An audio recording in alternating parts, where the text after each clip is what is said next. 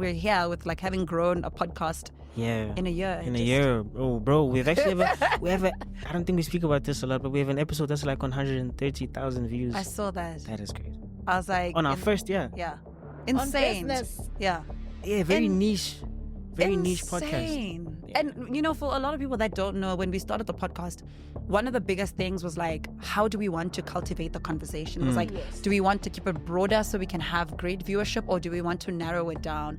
And as time went, we just started narrowing it down like to the T, to say we want to be niched. This is what we want to talk about, and whoever's going to follow us is going to follow us. What do you think is so hard about pricing? Is it the justifying the price? What do you think is hard It's about definitely justifying the price. It's either you hustle or get hustled. That's Yes. Joburg.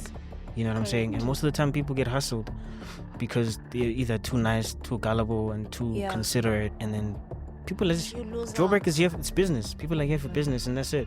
So if you want to be in your feelings, you're not going to do so well. Yeah. You know what I mean? At the end of the day, business is business. It's Yeah. nothing personal. I think Dlamini said it, respect our business. You don't go to the mall and negotiate the price. That's The true. mall gives you pay that price, Yeah. you move on with it. Yeah. You don't have, you make the money, you come back to purchase the Yes. product. But for us, we must explain why is my hourly rate this, why is my package this, why. If you're going to price yourself a certain way, the biggest way to justify your price is to create an aesthetic around it that doesn't make people question it. Okay, hello Resonate community, and welcome to the best and the biggest sales and entrepreneurship podcast in the whole wide world. This is our last episode for the year.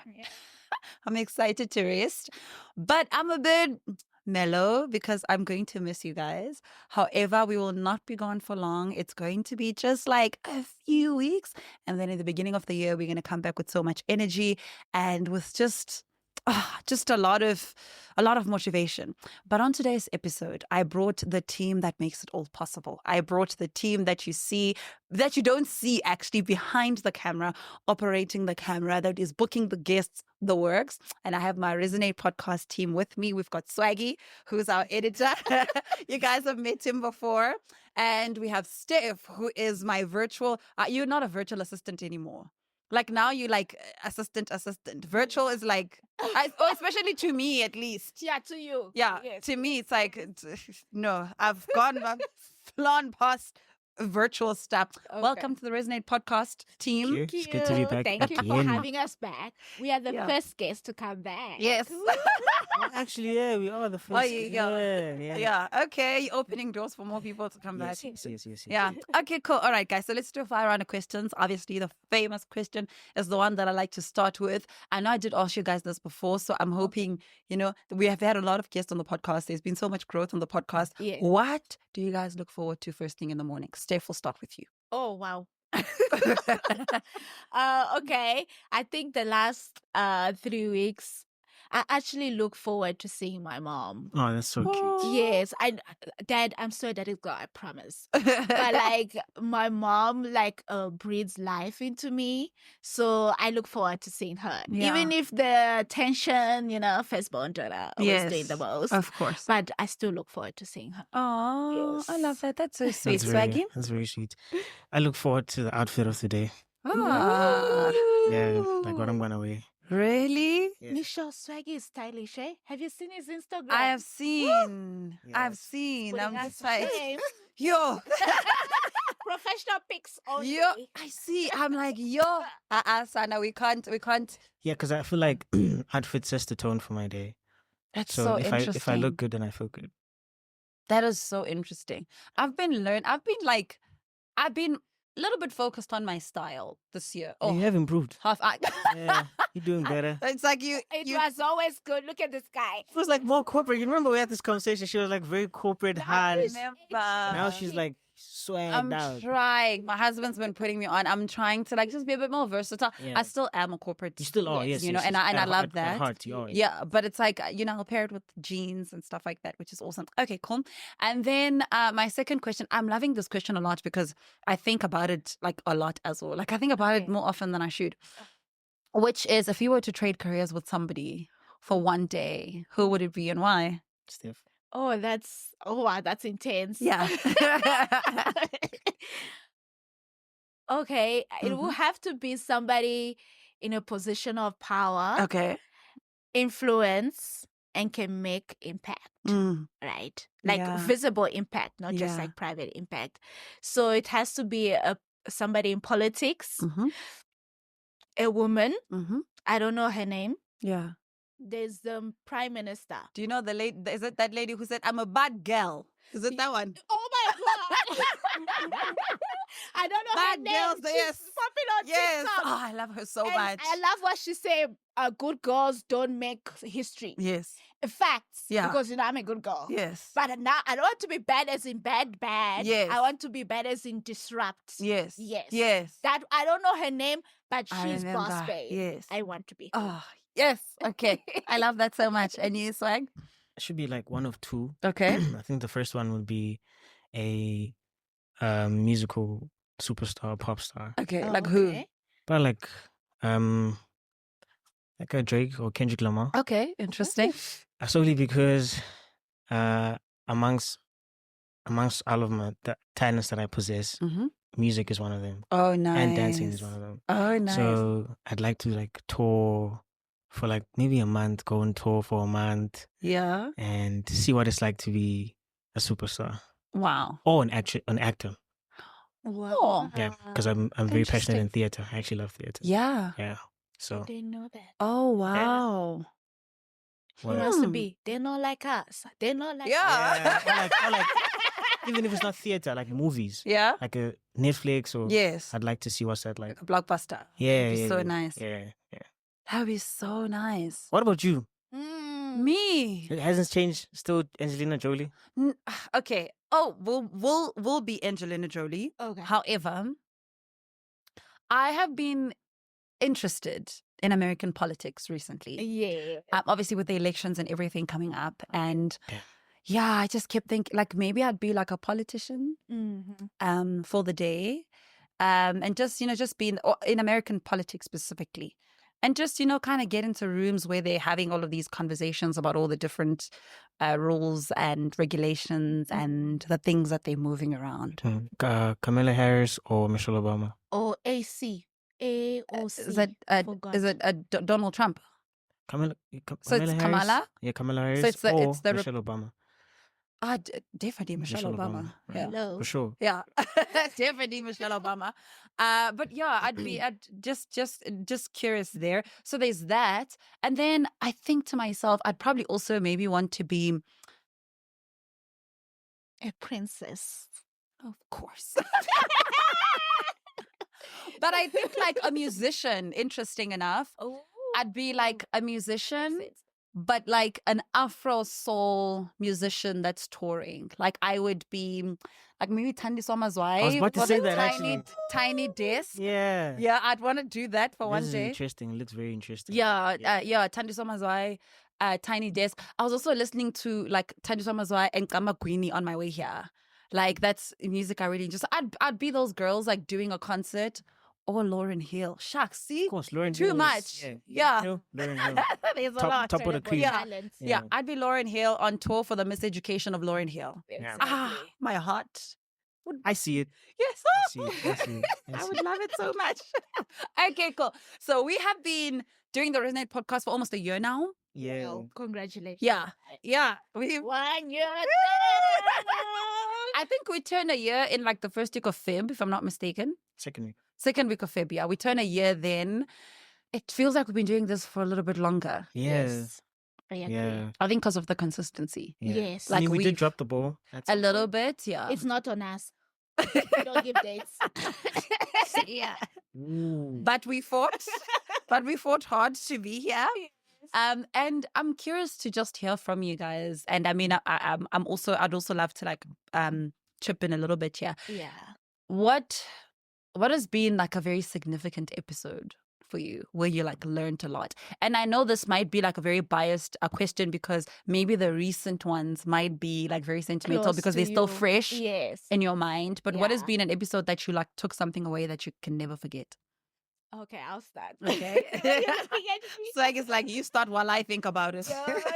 I think what I can think of is two, ne? Mm-hmm. Significant is in the lessons I took. Yes. and it will be recent. The first one, it was Haiti the Entrepreneur. Yes. She talked about that we need to take care of our personal development Yeah, that was as it fire. spills into the business or the services we provide. Yeah. Oh my goodness. She That was was- like talking Yeah. to me. Nah, she was. Oh my goodness. I don't know what happened that day, but the Holy Spirit was on point, like, calling you Jesus. out. And it just, and she's right. And I Yeah. can see that. And I think 2025, I want to do more of that. Lovely. Take care of me so that I best serve my clients, you know. And it's a fully loaded episode. That one. And I Yeah. think next year, Michelle, we need that one. Yeah. You know. Yeah. And the second one was with Nonsamon Lamini, Yes. your bestie, Ah. or one of your besties. Love her so much. She spoke about giving her clients an experience, not just Mm. providing a service. Sure. And I want that for Virtually Steph. Yeah. And I think my favorite clients have that from me, but I wanna provide that for everybody that encounters me. Yeah. And that is my goal for the next year. Mm. It's not just me doing an admin, but it just feels different for my clients, you know? Yeah. And I'm also learned that not just from her episode, but this podcast in general. Even Bulelani said it, like it was one of his best interviews or discussion. Yeah. That is an experience. Just Yeah. the way you speak with the guests, the way you guys interact, Yeah. how you make them feel, how they feel vulnerable. Because some things they don't speak about it on their own platform, but Yeah. with you they felt safe to do so. Yeah. So all of that makes the experience. Yeah. And I want to implement that for Virtually Steph. Yeah. I like that. And I just want to say, I think specifically to you, that you are part of the experience. Yeah. Which is what is amazing. You are a big part of the experience. You are the person that people get in touch with first. Yeah. So by the time they come here, I haven't spoken to anybody. You know, they have spoken to you. You've been dealing with them. And I think you are a major contributor to the experience that maybe I then just arrive here and finish off during the conversation I have with them. So shout out to you Thank you. for already implementing that now in 2024. Thank you. I think mine is going to be very biased Okay. and very obvious. Austin Malema, for sure. Of course. Because you're Sure. creative. goodness. Yeah, because we're in the same Yeah. same industry, so Yeah. to speak. And my favorite takeaway from his episode was the conversation on being nice. Yeah. I think I struggle with that a lot, which also ties to the conversation that we had with the one who spoke on self-development. Haiti. Yeah, it's like the same thing. Also, Yeah. hers was amazing. Yeah. Because I'm also on a journey of like self-improvement as far as internal is concerned. Nice. And she was very right when she said that the way you are internally is going to project in your business. Say if you're a very insecure, not confident person, it's gonna show in the way you price. I think I've had that problem. Yeah. I'm still having the problem, but I'm improving bit by bit. Also, I think it's a thing of imposter syndrome. It's like a big thing for me. Yeah. You know what I mean? When you feel like you don't belong, or you feel like I'm not good enough, not because you're not good enough, but because it's what your mind's telling you. Yeah. So when you work on that, you're gonna project better onto your clients, onto yourself.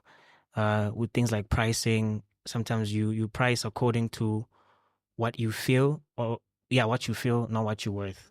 So you can feel like I'm not good enough, but your work speaks for itself. Yeah. And then you price according to how you feel, but not the worth of your work. Yeah.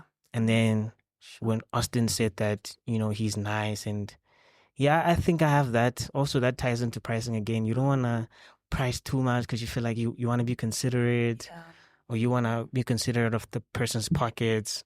But also, at the end of the day, it is your work and you're working. And then he also spoke on having a favorite project. So I've stopped that. I had that for a while where I had a favorite project. But I was like, when he said that having a favorite project is like having a favorite child, which is like a taboo thing to have a favorite child. You're not allowed to. Like, Yes. Societal standards, you're not allowed to have a favorite child. So now I'm like, I'm not allowed to have a favorite project because you are as good as your last work. So now the standard that I set for myself is that my next project is my best project. So I don't have a favorite project. So like I work to being the best on, I work to improve on every project each time. So yeah. My heart is like so warm right now because it almost feels like if all the conversations we have are just for the three of us in this room, It's worth it. it's worth It's it. worth it. Yeah. Yes. It's so worth it because we learn so much. It's like I always say to people, we get guests for selfish reasons. Yeah. Because Unintentionally so, and it's like Yes. unconsciously so. yeah, it's like I want to speak and learn from this person. Yeah. And I love that so much. For me, it's been, I think the recent episode that maybe lit my soul on fire was the episode I had with Bulelani. And I think I did tell you guys that. Of course, You loved it. Yeah. Fire episode. You can tell. It was such a fun episode. And I think it's because I genuinely enjoy having conversations about the business world and the intricacies of business. Yeah.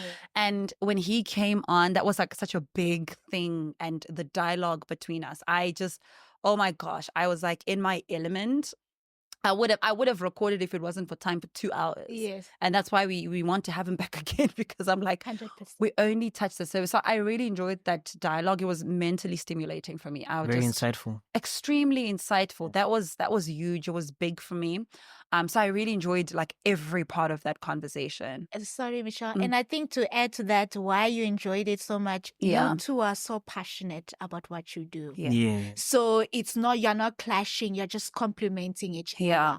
And I'll always go back of how you two felt after the interview. Yeah. It just made sense. Yeah. And if you guys could do it on a regular basis, it would be like a thing. Yeah. You're so passionate, knowledgeable. And I love how there was a topic where Bulelani put a point, And then you you put are- another point. yeah. And it was like, Yes. actually, it's not the client's responsibility to figure it out. Which is something that you don't usually do. Because Yes, I you shouldn't don't. edit, That right? was the first time you Yeah. pushed back a little bit. Yeah. And I was like, Sort of like Mish- not opposing, but like you had your own view on it. yeah. Different opinion. Different And opinions. and I think that it's growth, right? On my side, I think ever since we started the podcast, it's been the sense of trying to find my feet with all the different guests, but also what the podcast stands for. And maybe that's why I enjoyed it so much, is because I felt it was a comfortable space for me to share my different view from what was initially put forward. I don't know why, but that was like, It made sense. yeah, it really made sense. And, it really made me feel like moving forward in the coming year, those are the kind of episodes I want to have. Yes. That's Kind the caliber Powerful. of guests that I'd like us to have. And I think we've had amazing We've had guests. amazing guests. Just like, we've never had a guest where we were just like, oh my God, No. we've had... Each time they guess. Yeah, we've had amazing guests, and that for me has been like, so yeah, the Bulelani episode, because it's also so recent and I'm still like living in it. Yes. It's like, oh my God, so amazing. It just rekindled why I do what I do Correct. and why I've got this platform. Was like, this is the kind of information we want to bring forward and we want to put. So I think we mentioned this when we did our previous episode, that a lot of people who might not know, you guys are currently individual contractors that run your own businesses and service other clients. And amongst one of those clients that occupy so much of your time. This resonates. That occupy a lot of your time. This resonate. And I'm curious to find out, and I know, Steph, you shared around like the business development, and you also mentioned around the pricing factor that you learned. Yes. What other aspects of your businesses have you guys seen grow this year? Do you want to start? You can start this time. I think personally, mine would be I've had a growth in clientele Okay. through, funny enough, through Michelle actually. I think I got 3 clients from Michelle. Oh, wow. Yeah. There are people who've like called and asked me who edits for me, and I'll just forward your number. But Yeah. like not say a thing to you because I'm busy. Yeah, so I got like 3, and one of them was very consistent in calling me. Nice. She does like speaking engagements and stuff, so she would call me and I'd go shoot pictures, and she'd always love the work. And then one of the other ones was a part of Club She's. Yes. Oh yes, they did ask for your number at some point. Yeah. Nice. So I got clientele, which is it's an interesting thing. I get clientele through my clients. Yes. Which is great. Which is great. So if you deliver like great work, Yeah. the lesson behind it is if you deliver great work and the Yeah. work speaks for itself, then you're gonna inevitably invite more clientele through that. Correct, yeah. So I think one of the improvements for me in my business has been clientele. Yeah. And yeah, I think that's one that I can think of right now Yeah. from the top of my I head. love that that's so much. And I think it's such a testament to your work. I mean, And everybody thank you watches our once again. podcast. Thank you so much. And they just like see how beautiful it is. And people will get in touch and say, like, who edits for you? You know, it's like, and I always just like forward their number and like not, because sometimes I'm a bit busy to like say, hi, Swag, I've just given this person your number. But it's like people are seeing the work that you're doing. And it's Correct. brilliant. Thank you so much. It's brilliant. We love it. And we're here with like having grown a podcast Yeah. in a year. In a year. Oh, bro, we've actually I don't think we speak about this a lot, but we have an episode that's like 130,000 views. I saw that. That is crazy. I was like, On our first, yeah. yeah. On Insane. business. Yeah. Yeah, very And- niche. Very niche podcast. Insane. Yeah. And, you know, for a lot of people that don't know, when we started the podcast, one of the biggest things was like, how do we want to cultivate the conversation? It was like, Yes. do we want to keep it broader so we can have great viewership, or do we want to narrow it down? And as time went, we just started narrowing it down like to the T, to say we want to be niched. This is what we want to talk about, and whoever's going to follow us is going to follow us. And we've actually had a great following. A great one. Even the viewership has been, for the first year, For the first year, it's crazy. amazing. It's And you amazing. doubled your subscribers. Yeah. No, more than doubled. Really? More than Yeah, double. I was on well, I was on 20 less than 10,000 Oh. subscribers on 22 now. you. Yeah, it was double. And I remember, I mean, when we had a podcast for CNN with Sbu, and he spoke about how like you must continue filming 100 until your episodes. 100 episodes. Guys, it's possible. It It really is. is. Very We difficult, can. but it is. Yeah, We can. I don't know how what episode Very number we much. are on now. 40. We've lost count. I don't Yeah. know. I Yeah. can't. Yeah, recall. it's so much. But there's been 40 would be a lot. Yeah, I think 20. around 20, 30. 30. Yeah, 30, okay. Yeah. So we're going to 100. Yeah, we are. So it'll be like our 2 years. Next year, definitely, you're hitting 100 before Yeah. June, hopefully. Nice. Yeah. That would be so nice. And for you, Steph? For me, I think it's structure, Mm-hmm. a service offering structure. Good. Like, and I think it's because of all the guests you coming in and me paying attention of how you do your work. Mm.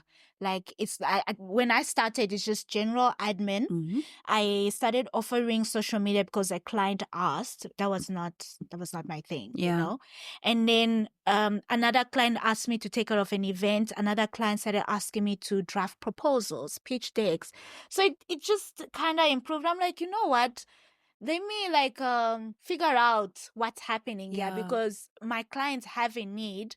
They believe I can do it, so why not? Mm. So like I started structuring and stuff like that. And the same thing with Swaggy now. After structuring, I think what I am left with is pricing. Mm. Because, okay, I want to do X and Y. I don't want to do Y because, Yeah. And I had that conversation with you with me, exactly. And then Visha a was week like, ago. you underpricing. I'm like, girl, I don't know about underpricing. I gave her an interesting pep talk. No, for real, because you know, like you said, you don't want to inconvenience your client. You want to be considerate. What. But you realize the work you're doing for them, they are gaining business and they are getting good business. Yeah. So I mean, Pricing is a very huge it's chat, man. good. Yeah. What do you think is so hard about pricing? Is it the justifying the price? What do you think is hard It's about definitely justifying the price. Because, you know, there's an interesting thing about Joburg, just Joburg in general. Mhm. I'm going to say this, but it's going to sound, It's your reality. yeah, Mm. it's either you hustle or get hustled. That's Yes. Joburg. You know what I'm saying? And Correct. most of the time people get hustled because they're either too nice, too gullible, and too Yeah. considerate. And then people, You lose Joburg out. is here, it's business. People are here for Yeah. business, and that's it. Mm. So if you want to be in your feelings, you're not going to do so well. Yeah. You know what I mean? At the end of the day, business is business. It's Yeah. nothing personal. True. Sometimes it's very personal, but the core of business is business. And that's Yeah. it. So I feel like it is it ties back to the confidence issue. Yeah. It ties back to self-consciousness. It's a lot of things in Yeah. it. In it. I Yeah. think for me, that's why I like your podcast and how you teach us on social media. For me, it's tied on many things, and that I can list for myself is doubt, like Mhm. doubt, like Like the self-doubt. imposter It's syndrome like the Imposter syndrome, mindset. yeah. about. Yeah, the mindset. For me, it's mindset. For me, it's information. Mhm. A lot of the times we don't know what to price because we don't have access to like the metrics. Because like when Yeah. I priced my client, I didn't know, like that doesn't make sense. I just Mhm. priced because, you know. And then another one is what Swaggy said. every time you price something, people want to ask you, why are you pricing like it? that. And it's always directed, I know it sounds like controversial, whatever it is, it's always directed to Black service providers. I've worked with a client who has a white service provider or their own race provider. They don't ask questions. The provider gave an invoice or quotation, the client paid.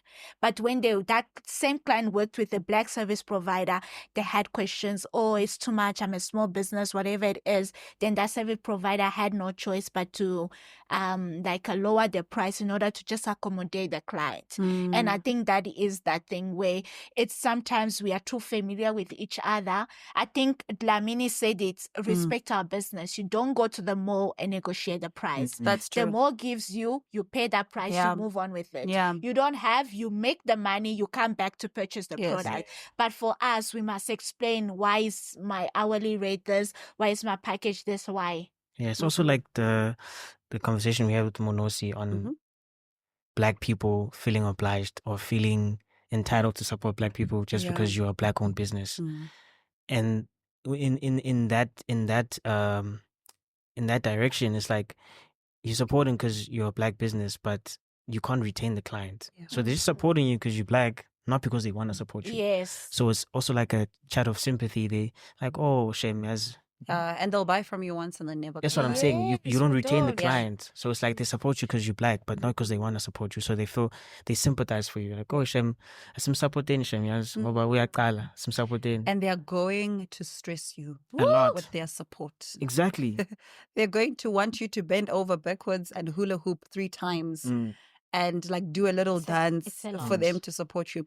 So to the pricing thing, right? I had an interesting thought actually yesterday.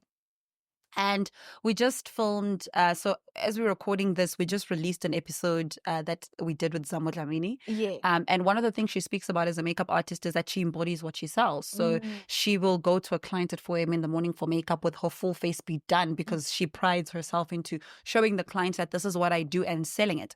And the video is doing so well on TikTok. I won't say it's going viral, but I mean, we're probably sitting on like over 30,000 views. And I posted it like yesterday or something like that. Yesterday, actually. And there's a few comments and very few where people are saying, that's not true. My hairstylist always has messy hair, but she does my hair very well, and they're saying those kind of things. So when I saw those comments, I thought to myself, that's interesting because that's very telling where you get your hair done and the price that is attached to your hair. It means that, so by virtue of you saying that, I can picture the salon you go to. I can picture how much your hairdresser charges you.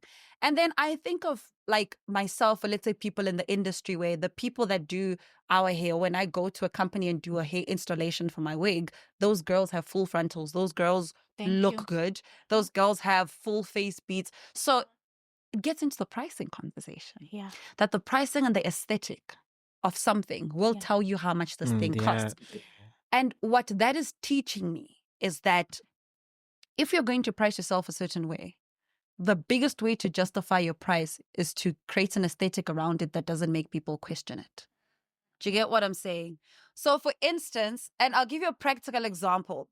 If you're going to be a slay hun and you want moe and you want expensive things, you must dress and look like one. Yeah. Because then no one's going to say, but why do you want champagne? Why don't you just drink Savannah when you look like you can't even hold a Savannah or a Heineken bottle? Yeah. Create an aesthetic around it, because from an aesthetic, people can say, no, justify. I can't approach that girl. She's going to cost me money. It's also actually, I read this quote. Well, I don't know if it was a quote, it was an article. It said that it's based around products, right? So they placed I think it was a box of something. It was packaging, and they placed it in a very beautiful building, and they charged a crazy amount. Then they placed the same box in a different environment, and people were like, "Why are you charging this much for just a box?" Yes.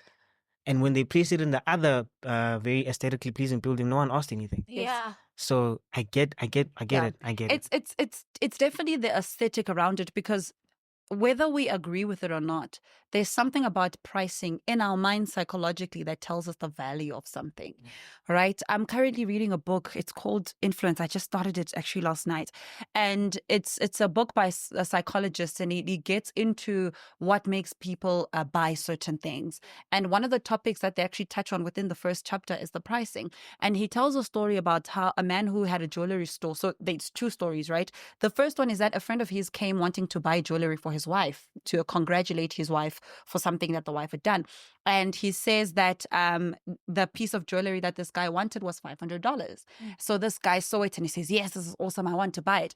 And then he says to this guy, okay, great. Because you want to buy it, I'm going to give it to you for $250. And the guy says he doesn't want it anymore. Why? Because why did you discount it?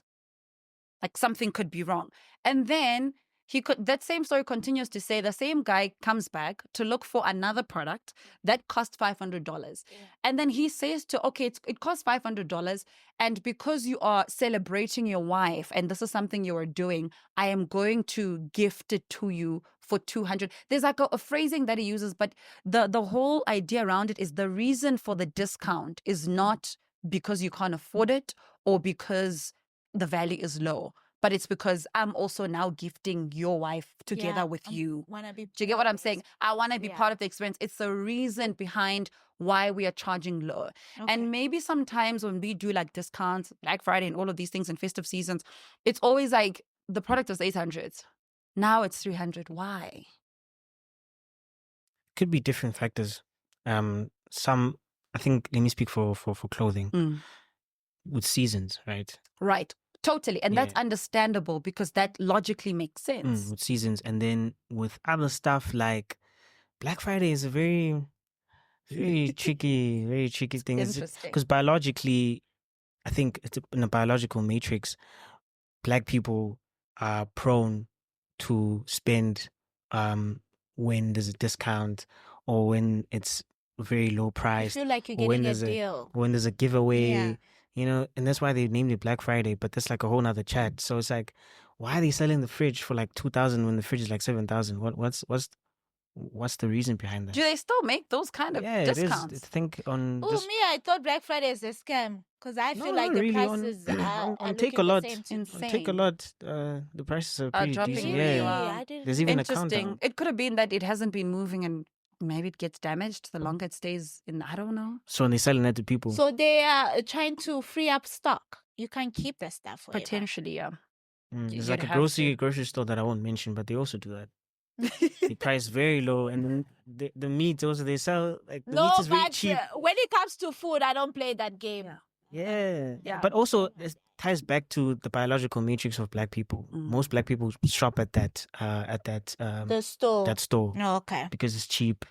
But it's low quality food. Yeah. But it's I cheap. know which store you're talking about. Yeah, they don't respect us, those yeah. people. But remember, they also position themselves in areas where people aren't They too, can't afford. or number one, can't afford it, but also they aren't too hyper conscious around their health or whatever they're eating. It's literally just somebody just got back from work and they need to make a meal for kids and they need to make a very cost effective. But why don't they meal. put those same stores in a white neighborhood? Because they're not going to buy. They will question the quality. So what does that say about Black people, or what people think about Black people, or what we think about ourselves? I don't think it's about black or white. I think it's about, it could be easily about that, but I think it's about affordability and neighborhood, right? For instance, if people are in a squatter camp and you put a Woolworths there, it's not going to make money. It's not gonna prosper. Exactly. It's not going to, because like the Wors from Woolworths is 116 Rand versus the Wors from that place is like 30 Rand at most, you know, and people, so you have to look at those scales and think, will they spend this much and that much?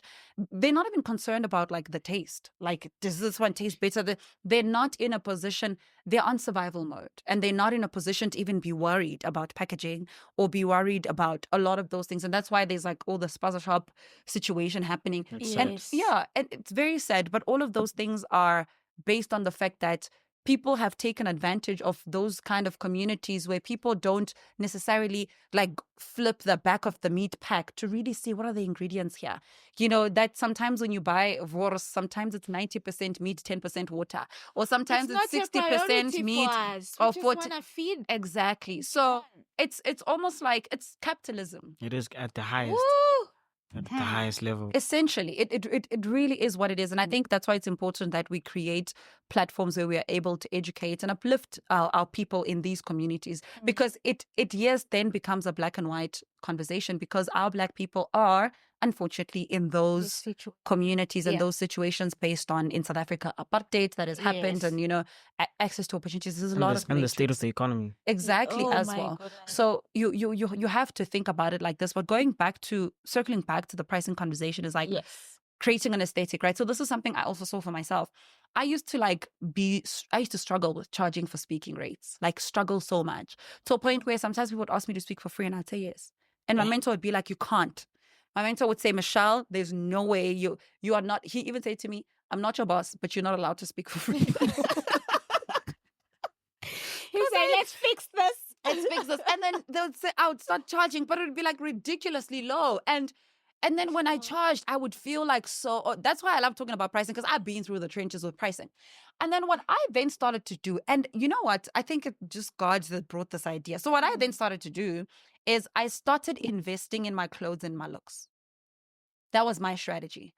I started to package myself in a way that looks higher. So when I started packaging myself that way and I started wearing suits and bold color suits, when people invited me to speak, they would either say, please, how much do you charge?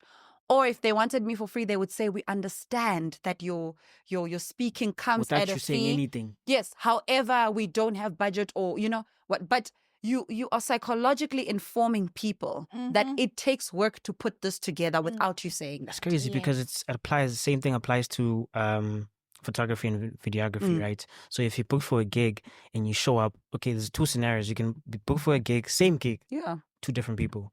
I show up with a camera, just a camera. Just the camera, and I shoot. And then there's a guy that shows up with a camera, a gimbal, a cage. Yes. Doing the same thing. Yeah. Probably with like another person. So they come Bali to with like an assistant as well. Yeah. With So lights. so the gimbal, the cage, and the camera alone, it makes the client feel like, wow, this guy takes his job very serious. Exactly. So now when you price according to whatever price you said, they're gonna, I understand. And I you see. probably don't need all those three things. You don't really. That's what I'm saying. We're doing the same job. We're probably gonna have the same quality. Yeah. Just the difference is I only have a camera. Yeah. You have a camera, a gimbal, and a cage. And I price the same price as you. They're like, but what? No. Exactly. It's. I promise you guys. You know, when I clocked that, my life was never the same. You must create an aesthetic. And if, like, you know, every time we invite people here at the Resonate podcast, they always like, do you guys have a makeup artist? Should I book a makeup artist? And I'm always like, no, guys, that's not necessary. Yeah. You know, but it's like, I think What you present. we've set a standard that it looks a certain way. And that standard makes people feel like for them to be part of whatever it is that we're building, they need to come up to the standard. Yeah. Yes. So you have to then build an aesthetic around that. So that's why, and I think to that point, if you want to be a hairstylist, then sell with your own hair. Right? Because if you don't sell with your own hair, shame, I understand you've got the talent, but the pricing that you are charging at that point versus the girl who's got a full lace wig on and looks good are two different And prices. also the how the salon looks. Yes. Yeah. You can have like Absolutely. like aesthetically pleasing salon, and you walk in there and you see the price and you understand. Yes. And then you go to like a squatter camp or whatever, and you see that environment and what her salon looks like, and you also understand the pricing. So it is a chat of the aesthetic and building your aesthetic, and it's a sort of an investment if you think about it. Totally. You invest in the look of your business, and the outcome of that is how much you price or the clientele that you attract.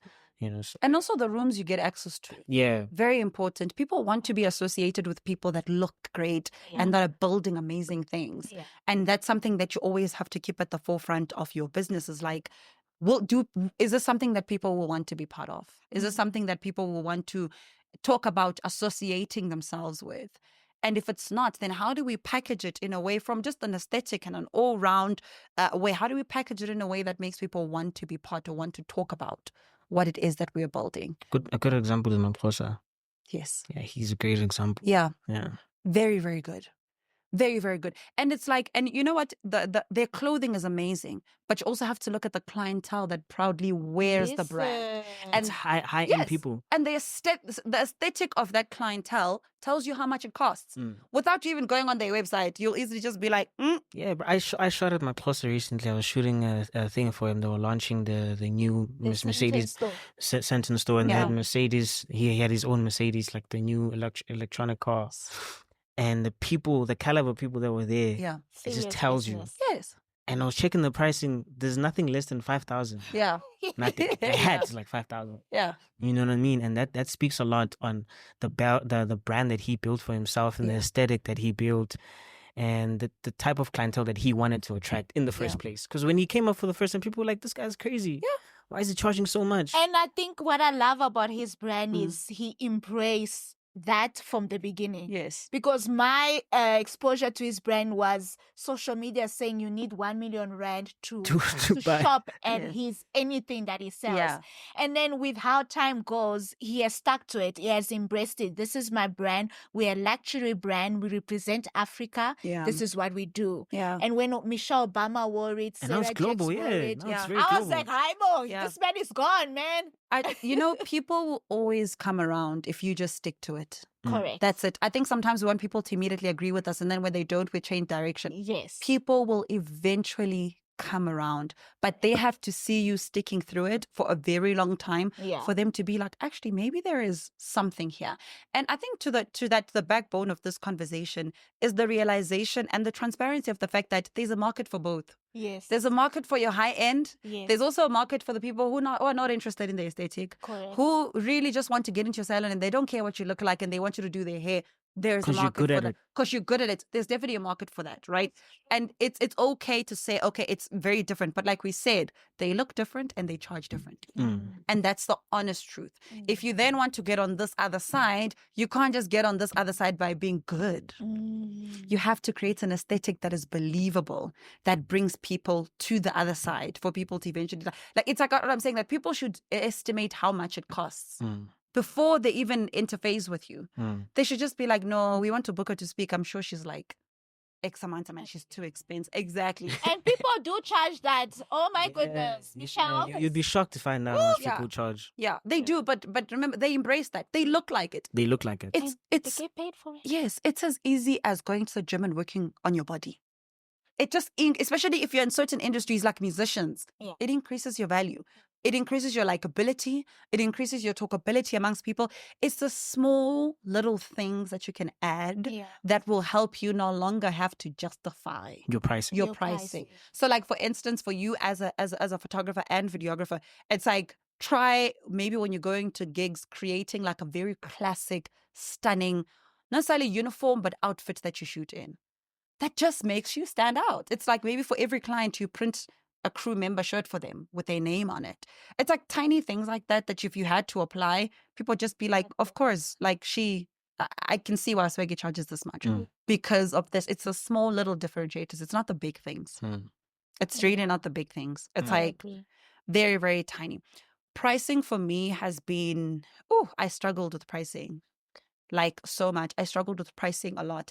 And when I then saw how the consistent change in the clothes that I wear, we spoke earlier about like how formal I am. That is a strategic move on my side. I'm very formal because I know that's what my client appreciates. I know my client that has the budget I want wants me to look like that. They appreciate the fact that I'm clothed. They appreciate the fact that I'm formal, I look professional, and like there isn't hair all over my face. They appreciate all of that stuff. So for me, it's almost like a sales tactic that I use and I embrace and I embody because I know how much I charge and I want my client to look at me and say, okay, I get it. I get it. And in social media terms, we call it the non-visual hook. Exactly. Like, hello. Literally. You are communicating, right? Yes. Yeah. That's basically all it is. So how do you then build that for your business specifically? It then becomes just the small little things. My next question, what has been your biggest challenge in business this year? You start. Okay. I think for me, outside of what we spoke about, I think it has to do with consistent income. Mm-hmm. Oh, I apologize. My biggest challenge this year was actually Steph. It has to be with consistent income because I'm freelancing. Nothing is guaranteed, right? So even with your retainer client, a retainer could be 3 months, 2 months, 6 months, whatever it is. And I think that that's my goal to overcome next year. Yeah. That's the challenge to overcome next year. Consistency. It doesn't necessarily has to be recurring clients, but it has to be, if I show up consistently, the income comes consistently. And I knew that consistency didn't happen because I didn't show up consistently. Right? Sure. Like you guys say, taking care of yourself spills into it. Maybe those challenges are beyond my control. And even those within my control, I just, like I think I said in the other team episode we had, I felt burnt out. Yeah. And when I do that, I only show up for my client and not myself. Because you are paying, okay, I'll show up for you, right? And I want next year to it be like consistently showing up on social media or even showing up in networking events, taking risks. And I know that would definitely result to a consistent income. Because I'm freelancing, my income depends on how I show up. And that has been my challenge. Showing up consistently did affect my income. So next 2025, sorry, I'm talking about 2025 because the year's about to finish. Yeah, I want should to be do planning better. already and talking I about want to that, do yeah. better. And I think obviously you will speak about it with the more episode we'll release, is I want to find a strategy of how to do it practically without burning out again. So you want me to do an episode on how to push without burning out again? I Is this don't know. like There's a video idea? Yeah, because I Okay, think there's consistency. Everyone talks about it, Yeah. but no one is honest about us who are juggling so many balls. Like, we can't be like your typical content creator who's Yeah. posting 3 times a day. I heard TikTok, you must post 5 times a day, 6 times a day. I'm like, man, we need to sleep. We need to Yeah. eat. Yeah. Like, be serious. Yeah. So we want, like, I think you have done that already. Yeah, How you systems. build your page back up. Yeah. But I think that'll be great if people are honest about those practical skills. How are you doing it? Most Okay. people have teams already. We are the team. Now who shows up for us? For the team. You know, like, how does that Interesting. work? Yeah. You know, So I think 2 things for me is like systems. Misha, I think we're running out of time. Okay. Are we? 45. Okay. Okay. So I think the first thing is systems. And then the second one is I want to make so much money that I like take you and have you all to myself. You see, In Michelle, 2025. Michelle is like, Yeah. she's been telling me that, honey. Yeah, that's my goal in 2025. I want to steal Steph from like all But that, her that shows clients. how she values you. Yeah. You know what I mean? I want to That's a steal her good from thing. all her clients. I want her to not even have capacity. And like to pay her well enough that if a client comes, she's like, no, sorry, I can't. That's beautiful. Yeah, that's what I want to do. No. Yo, I think for me, man, has to be obviously pricing and scaling. Yeah. You know, I live with my best friend, right? He's the one that's shooting right now. Oh, interesting. Yeah, so we run the company together. And we always have these conversations every night where it's like, yo, how can we scale, and how can we work around pricing, and how can we, you know, improve on our business in a sense of visuals, in a sense of delivery, how quick you can deliver, you know. So in terms of scaling, it's like scaling is very costly sometimes. Yeah. So in order for you to scale, you need to. Let me speak on my career, on my business. So it's like you have to get cameras, and a minimum camera is like 60,000. Yes. You know what I mean? So it ties back into the pricing again. So if you're not pricing according to your worth, then you're not gonna get to the ideal goal that you want to achieve by the end of the year or by the end of a certain month. You know what I mean? So it's like been very tricky in terms of like pricing and scaling. Also, it's like the imposter syndrome is real. Like, people don't talk about it enough, but it's like it's a huge thing, and it has a lot of factors in it. You know, your background, how you grew up, the influences that you have in your life, the big people that you keep around you, the books that you read, the content that you consume. It's like it's a lot of things that tie into that. And this analogy that I recently read on, which says that you cannot bake a cake without the ingredients. Yeah. In business, that means that you cannot scale without all the other factors like marketing, advertising, customer service, and all of that. So if you can't integrate that into your business, then you're not gonna scale. You know what I'm saying? So yeah, I think my biggest challenge has definitely been pricing and Yeah. scaling.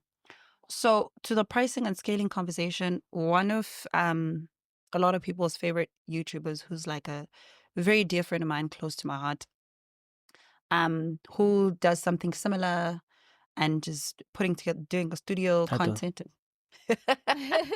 was my client for the longest, for some time. Okay. And you know, scaling, and maybe, and I'm putting that as an example because of the kind of business that he does is quite similar to the business that I you do. yeah. Is that scaling is very strategic more than it is about having the money to buy the camera right now.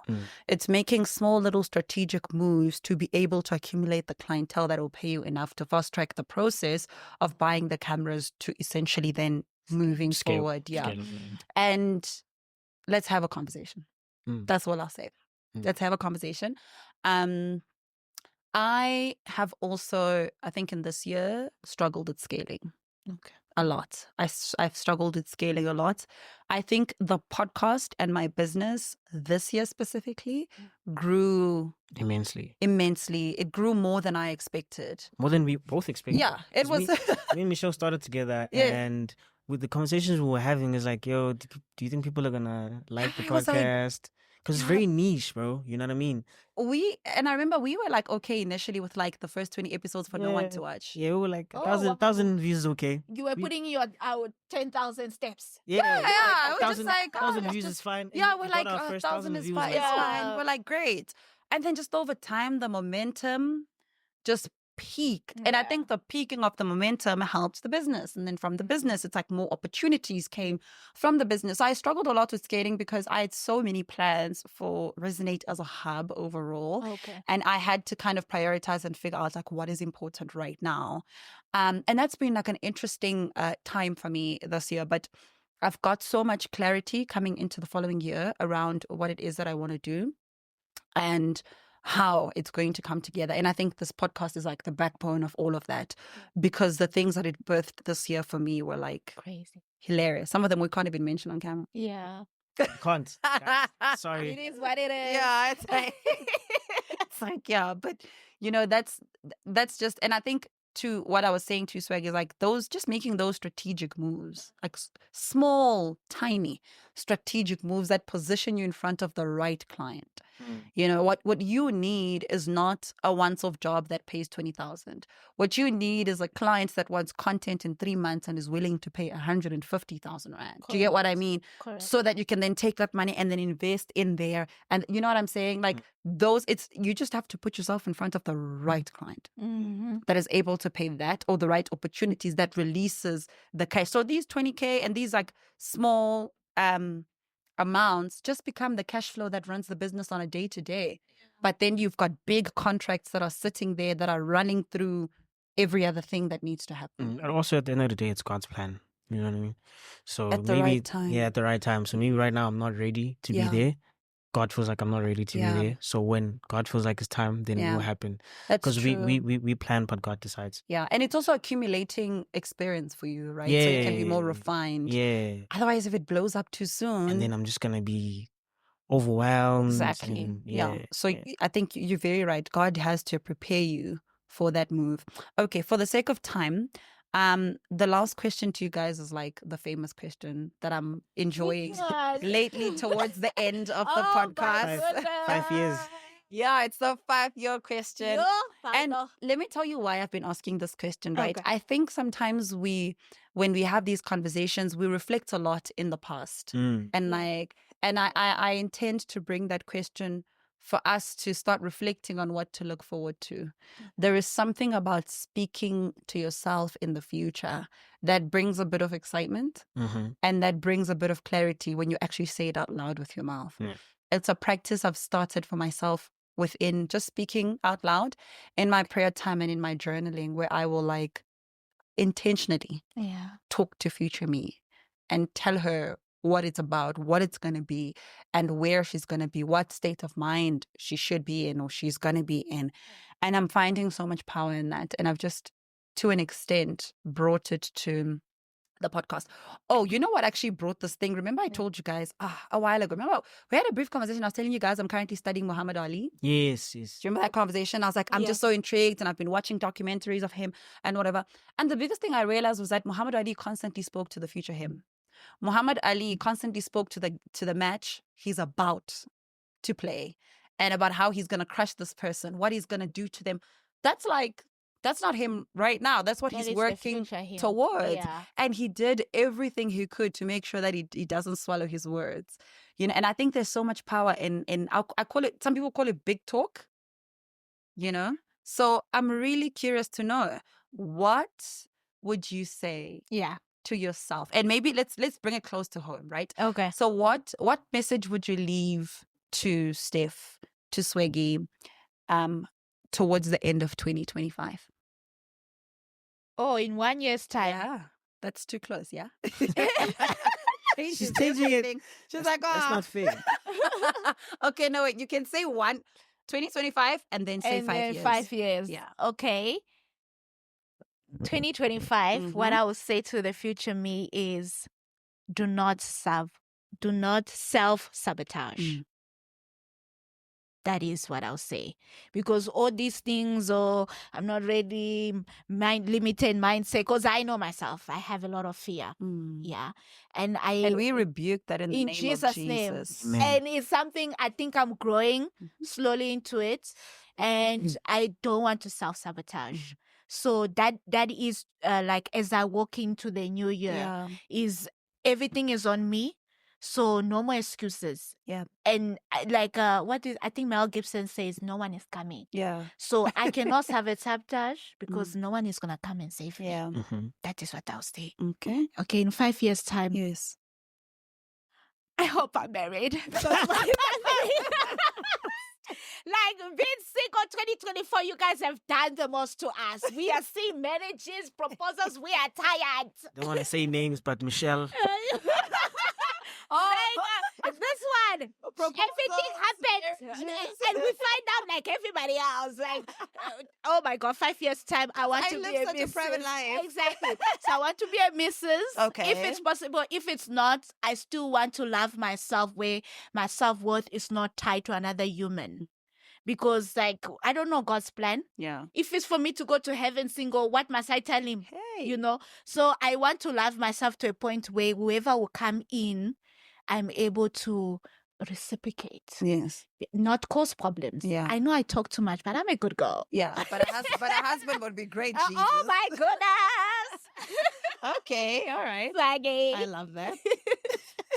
I don't support. In 5 years, I think I'll be good. Like, not married.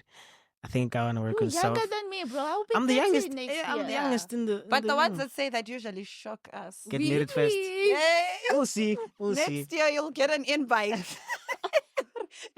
we would like to invite you to Sonwabila's. That's funny because he's got secrets, you know. He's in love right now. He will get married. Exactly. Oh, that's nice. Okay, Swaggy. Okay. I'm so sorry I exposed him. You know, my mom was watching this. Damn. Now I have to explain. Anyway, Take my coat home. I think next year, what I'd like to say to myself is, well done. You've done a great job. No. And you've done better than last year. Oh, Yes. nice. Yeah, that's what end of 2025 is looking Yeah. like. And in 5 years, hopefully I would have figured out my way around pricing, and I would have conquered my self-doubt. Yeah. I would have conquered my imposter syndrome, and I would have had like 5 cameras, a drone, a self-established company, a studio, Yeah. and a team that I work well with, Nice. God willing. Yeah. So that's what 2020 is it 2030? I What's don't- wrong? Yeah. 20. Yes. 5 years is what 5 years is looking like for me. Yeah. What about you? Ha. Ooh. This is my podcast. Anyege. Oh, what about me? Next year, let's say a year from now towards the end of 2025, Yeah. what I would say to myself is it was God's plan. That's what I'd say to myself. It was God's plan, and you did everything. You're good. That's what I'd say to myself. Like, you're good. Well done. Let's get it. I would remind myself, because I think towards the end of the year, and as much as we celebrate, even if we've achieved so many things, there can be very bittersweet moments of like the things that we didn't get or we didn't do. And, That's true. because life is life and Life a year is is life, bro. long, But I would remind myself this quote by Henry Ford that says, obstacles are those frightful things you see when you set your eyes off your goal. Oh, wow. Yeah, my dad always used to remind me that saying, to say that the moment you're hyper focused on obstacles or the negative things, it means you're no longer in alignment. It means you've moved from the goal. Now you're focusing on the intricacies of the game, but the purpose of the game is the goal. I'm putting that on the promo. Yes, that's a nice That's quote. fine. Yeah. So I definitely remind myself that I've got a feeling it's gonna be an amazing year. Yeah. I've got a feeling it's gonna be I think this year had a lot of obstacles, but it was beautiful. It was like Great year. it was And you have some surprises Great. for us. Yeah. Oh, Yeah. my God. I do. So it's gonna be interesting. And then 5 years from now, what would I say? 5 years from now, I would say to Michelle, whew, I'd say well done. And I've always known no one else You'll would be do it here. better than you. Yeah, man. That's what I'd say. I'd say well done. I think 5 years from now is going to be epic. Yeah. Definitely. That's what I'd say to myself. And hopefully this podcast will still be Will alive. still be No, around. not hopefully. This It podcast is. will definitely be alive. Hello. Yeah. God willing. Yeah, God willing, the Right. podcast will be alive and we will be kicking butt and maybe have expanded and done Like 1,000 episodes. and done so much, but like the most life-changing episodes and gone global. And have Obama on the show. Yeah. No, you like Alex. Imagine if Alex came on your platform. He will come on my platform. Exactly. In the name of Jesus. Yeah, in the name of Jesus. Happy New Year. Yeah. Merry Christmas. Merry Christmas. And Like, subscribe. share. Those things. The whole thing. Yeah. Thank you guys for tuning in. I always enjoy actually shooting with you guys. We need to do this often, not twice a year. Yeah. Let's make it like every 3 months or every 6 months. Yeah, that would be really nice. Yeah. That would be really, really nice. Yeah. Okay. Resident community, thank you so much. We love you and we hope that you're going to step into the festive season, get some rest, think and marinate on those ideas, start planning for 2025, and we will see you guys in the new year. Have yourself a beautiful one. We love you. See you guys next year. Goodbye. Bye-bye.